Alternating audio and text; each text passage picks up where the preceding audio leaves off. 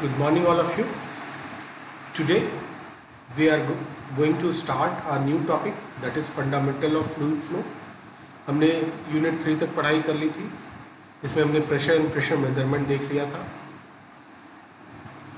अब इस यूनिट में हम लोग फ्लो प्रॉपर्टीज, यानी कि जब एक फ्लूइड फ्लो करता है तो उसके साथ क्या प्रॉपर्टीज अटैच होते हैं, हम लोग उसके फ्लो प्रॉपर्टीज के बेसिस पे कैसे एक फ्लूइड को दूसरे फ्लूइड के फ्लो से अलग करते हैं, प्लस कुछ पैरामीटर्स जिस पे डिसाइड होता है कि फ्लो किस तरह का है, जैसे कि रेनॉल्ड्स नंबर. हम लोग सब्सिक्वेंट लेक्चर्स में देखेंगे. इस यूनिट को हमने दो भागों में डिवाइड किया, मॉड्यूल 1, मॉड्यूल 2. एक मॉड्यूल में हम लोग फ्लो प्रॉपर्टीज एंड पैरामीटर्स देखेंगे. दूसरे मॉड्यूल में हम continuity equation, Bernoulli's equation and numerical on them we will solve. So module 1 will start right now. In module 1, before starting this unit, you should have a clear basic idea about the flow and the fluids.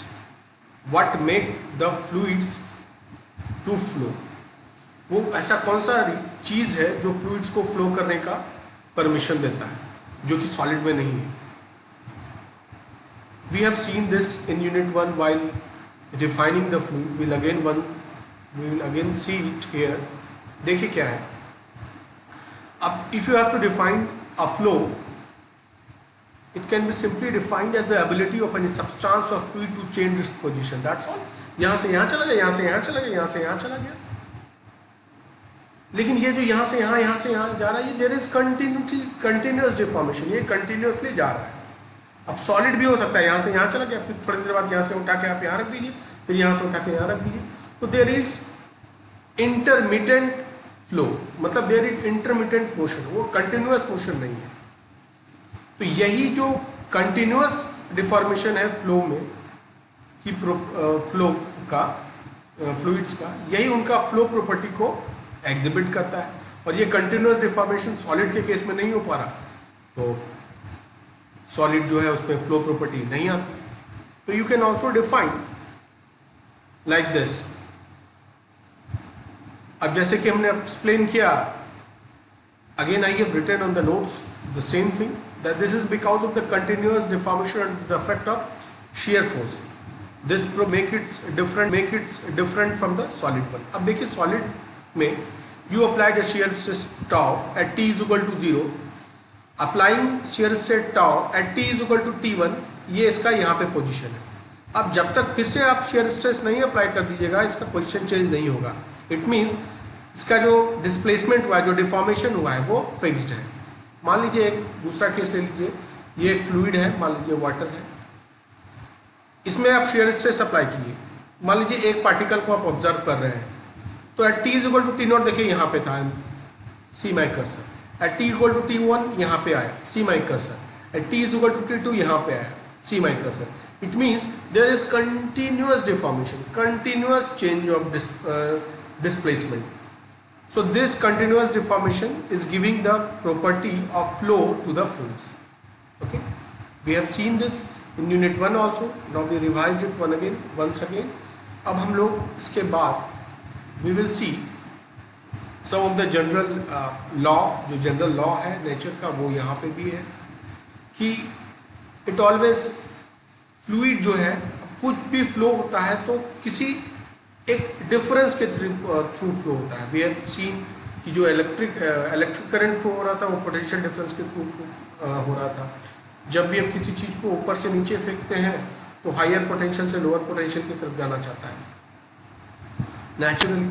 तो उसी तरह से जो fluid भी जो flow करता है एक जगह से दूसरी जगह, वो भी एक पोटेंशियल डिफरेंस के कारण फ्लो करेगा. वो पोटेंशियल डिफरेंस जो है यहाँ पे, उसको बोल सकते हैं कि हायर एनर्जी से लोअर एनर्जी की तरफ जाएगा, मतलब हायर पोटेंशियल से लोअर पोटेंशियल की तरफ जाएगा.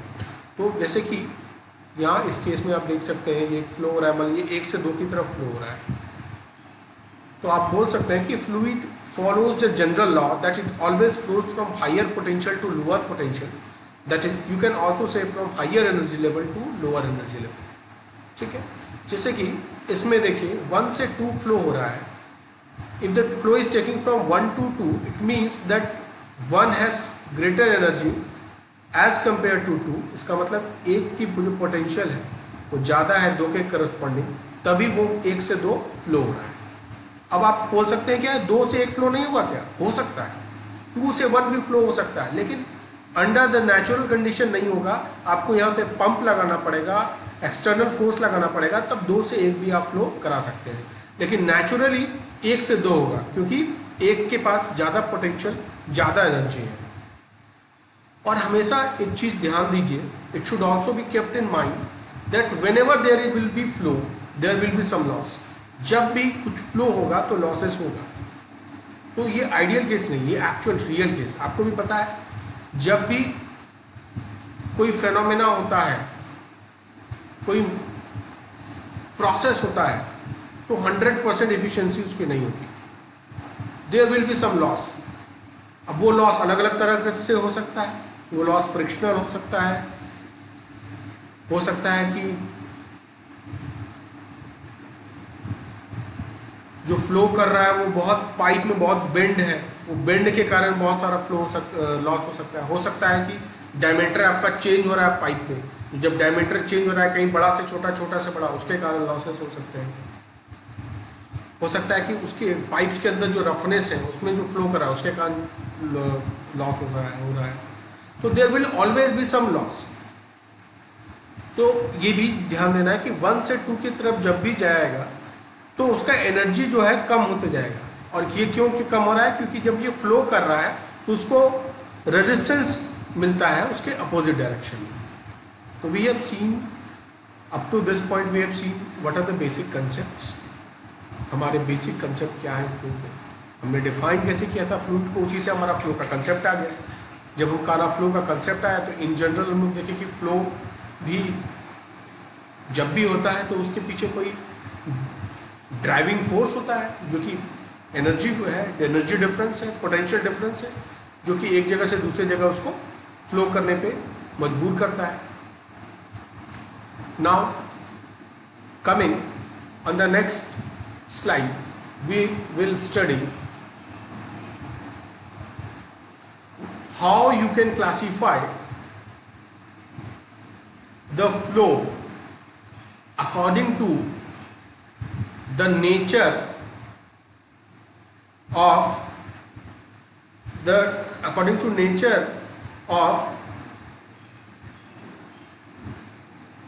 factors which is controlling the flow. मतलब ऐसा कौन सा फैक्टर है जो कि फ्लो को कंट्रोल कर रहा है, जिससे 2 भाग में उसको हम डिवाइड करते हैं.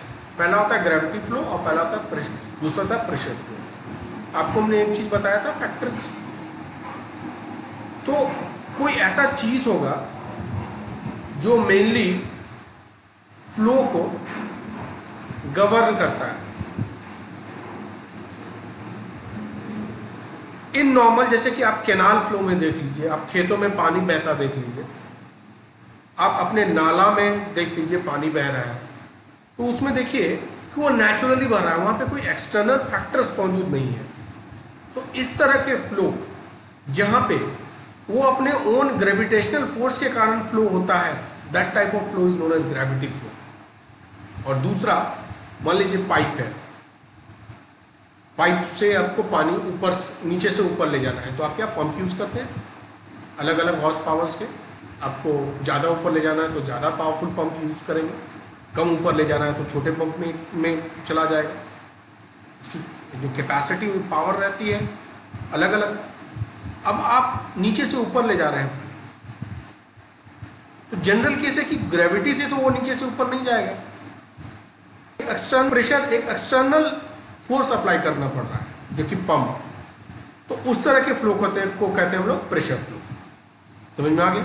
Now you can C gravity flow can be defined as the flow in which the fluid flows under the effect of own gravitational force. In this flow there will be no external agent helping the fluid to flow. कोई external agent की जरूरत नहीं है. Under the effect of its own gravitational component, मान लीजिए gravitational component बोला तो हमेशा थोड़ा स्लोप डाउनवर्ड्स होगा तभी वो मूव करेगा, अपवर्ड स्लोप में तो वो मूव नहीं करेगा।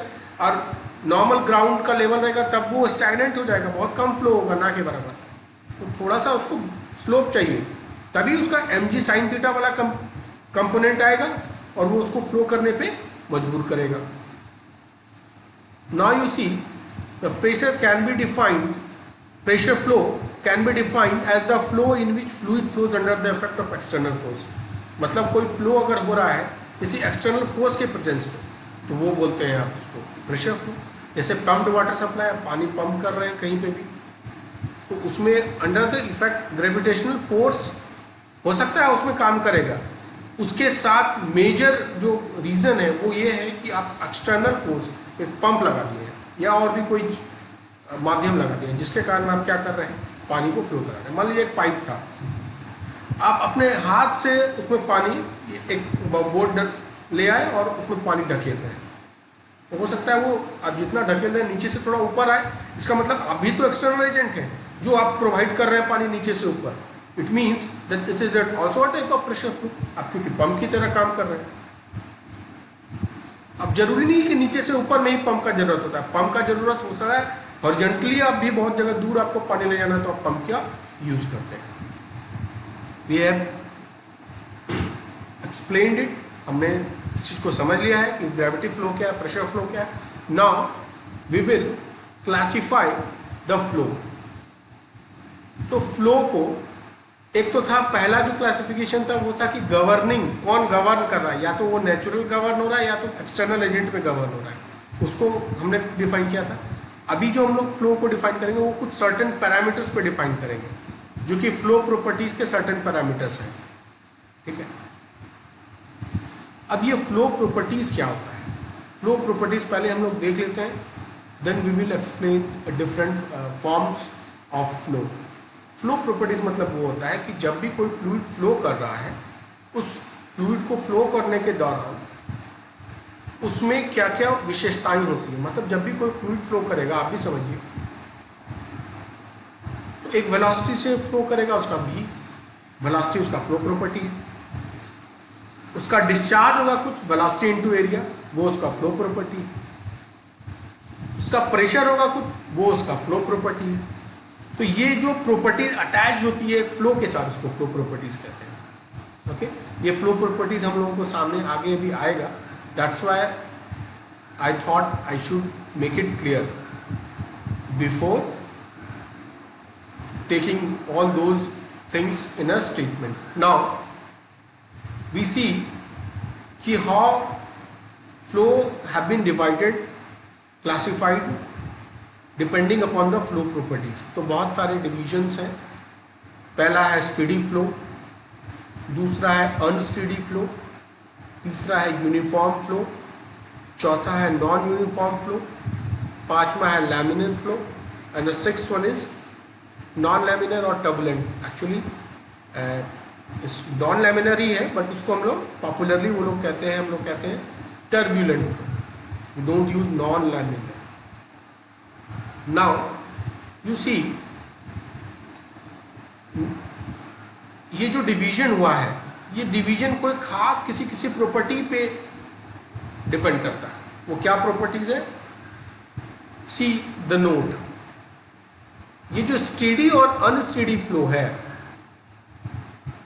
ये flow characteristic with respect to time पे डिपेंड करता है। मतलब क्या फ्लो का कैरेक्टरिस्टिक है टाइम के रिस्पेक्ट में, ये उस पर डिपेंड करता है। ये जो फर्स्ट सेकंड हो गया, जो थर्ड और फोर्थ है uniform flow and non uniform flow,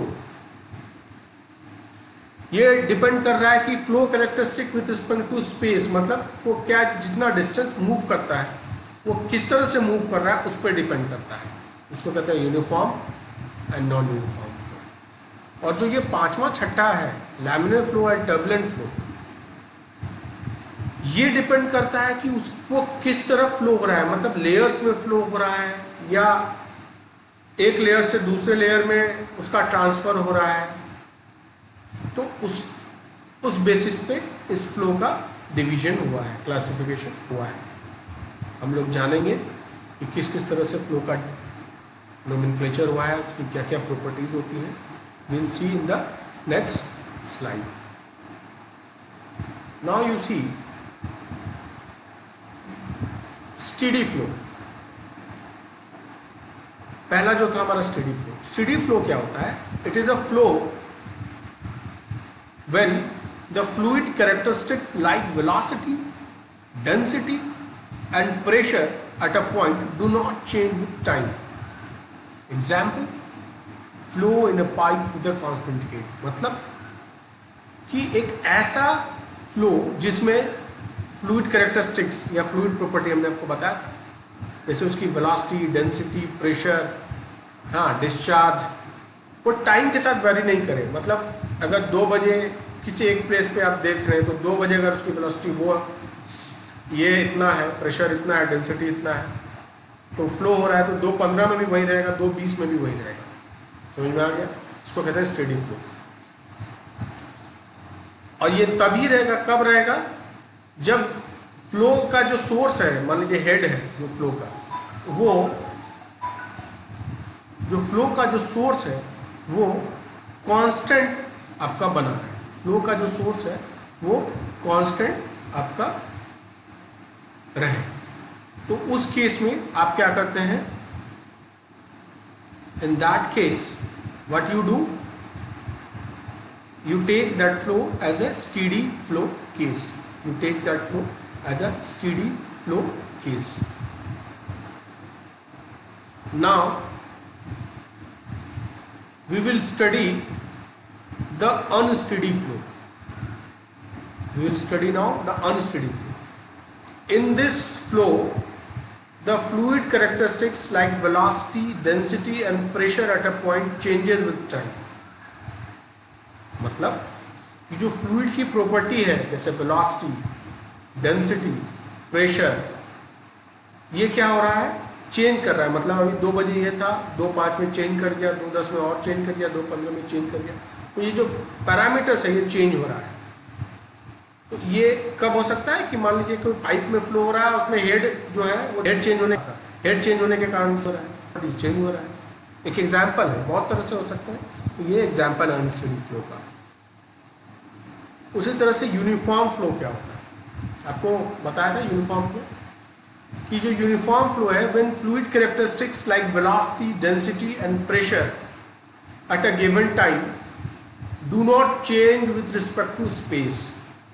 do not change with respect to space मतलब स्पेस मतलब length of direction of flow. मतलब कि एक मान लीजिए एक पार्टिकुलर लेंथ में, जैसे मान लीजिए 2 मीटर का कोई लेंथ है, उसमें इसका प्रॉपर्टी चेंज ना हो. मतलब x बराबर 0 पे जो प्रॉपर्टी है, x बराबर 1 पे जो प्रॉपर्टी है, x बराबर 2 पे जो प्रॉपर्टी है, मतलब अलग अलग सेक्शन में उसकी प्रॉपर्टी सेम हो. तो ये कब होगा? जैसे मान लीजिए कि एक एग्जांपल आपको पाइप फ्लो का बता रहे हैं. जब आपकी पाइप की डायामीटर यूनिफॉर्म होगी, तब क्या होगा? फ्लो प्रॉपर्टीज जो है वो चेंज नहीं करेगा. तब क्या होगा? Flow properties will not change. Okay, now you C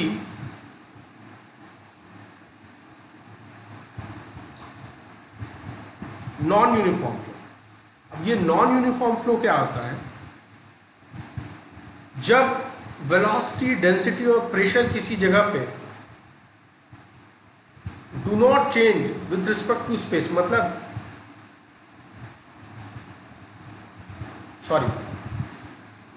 when the fluid characteristics like velocity, density and pressure do change with respect to space. मतलब मान लीजिए कि एक सेक्शन आपका था, हमने 2 मीटर का माना था. अब इस जगह पे कुछ और वैल्यूज आ रही है, वेलोसिटी, प्रेशर, डिस्चार्ज की. x बराबर 1 पे कुछ और वैल्यू आ रही है, x बराबर 2 पे कुछ और वैल्यू आ रही है. तो यूनिफॉर्म फ्लो में क्या था? सारे जगह पे सेम वैल्यूज थे. अब नॉन यूनिफॉर्म फ्लो में क्या हो रहा है? सारे जगह पे सेम वैल्यू नहीं है, वैल्यूज जो है वो अलग आ रही है. तो दैट यू से उसको कहते हैं हम लोग नॉन यूनिफॉर्म फ्लो. मान लीजिए उसका एक पाइप है, उसका डायमीटर अलग अलग है हर जगह. तो जब नॉन यूनिफॉर्म डायमीटर हो जाएगा तो कॉमन सी बात है कि जो फ्लो होगा वो जो नॉन यूनिफॉर्म डायमीटर की वजह पे फ्लो भी नॉन यूनिफॉर्म होगा, क्योंकि अलग अलग सेक्शन पे उसकी अलग अलग फ्लो प्रॉपर्टीज, फ्लो कैरेक्टरिस्टिक्स आएगी. नाउ यू से the fifth one is laminar flow. This flow is also known as streamline flow, in which the fluid flows in parallel layers with no disruption between the layers. मतलब ये इस तरह का layer है जो एक laminar, एक सतह से दूसरा, एक सतह मूव कर रहा है, उसके बाद दूसरा सतह मूव कर रहा है, तीसरा सतह मूव कर रहा है, चौथा सतह मूव, लेयर वाइज मूवमेंट हो रहा है. और एक लेयर से दूसरे लेयर में कोई लैटरल मिक्सिंग नहीं है. मतलब एक लेयर दूसरा लेयर जा रहा है, ऐसा नहीं कि नीचे वाला लेयर ऊपर वाला लेयर में क्रॉस कर जा रहा है. ठीक है, इस लेयर को कहते हैं हम लोग laminar flow. This flows under the low velocity when one layer gets slide past one another layer without intermixing. मतलब इस अलग अलग लेयर्स का कोई इंटरमिक्सिंग नहीं हो रहा है. जैसे आप यहाँ देख सकते हैं कि एक लेयर फ्लो मूव कर रहा है, फिर दूसरा लेयर मूव कर रहा है, फिर तीसरा लेयर मूव कर रहा है, और इन दोनों के बीच में कोई इंटरमिक्सिंग नहीं है. इन दोनों के बीच में कोई इंटरमिक्सिंग नहीं हो रही है. तो ये फ्लो को कहते हैं हम लोग laminar flow. We call this flow as laminar flow. अब ये रेनॉल्ड्स नंबर लैमिनर फ्लो के लिए 2000 से कम होना चाहिए. अब ये रेनॉल्ड्स नंबर क्या है, we will see what is this Reynolds number in the coming in this coming module. हमारे मॉड्यूल में नेक्स्ट टॉपिक, लास्ट टॉपिक है ये रेनॉल्ड्स नंबर. ये रेनॉल्ड्स नंबर क्या है, बस अभी याद रखिए कि लैमिनर फ्लो अगर हो रहा है तो रेनॉल्ड्स नंबर 2000 से कम होगा. Now you C what is turbulent flow. Turbulent flow is a type of flow in which fluid does not flow in parallel layers. मतलब फ्लूइड जो है पैरेलल लेयर्स में फ्लो नहीं कर रहा है. This type of flow occurs under the high velocity with the flow this type of flow occurs under the high velocity with intermixing between these layers.